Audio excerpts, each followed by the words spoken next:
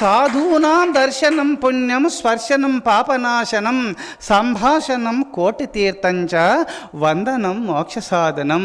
అట్టి సాధువే సద్గురు స్వరూపుడై ఉంటారు. అట్టి సాధువే సద్గురువు. అట్టి సద్గుణాలు కలిగినటువంటి వారే గురుదేవులు.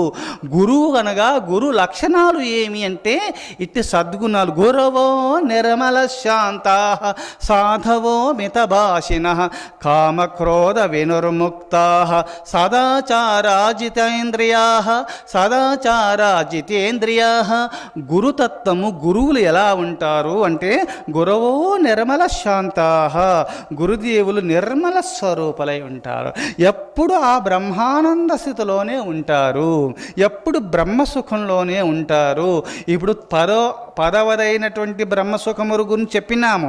అట్టి బ్రహ్మసుఖము బ్రహ్మచర్యము నుండి ప్రాప్తిస్తుంది.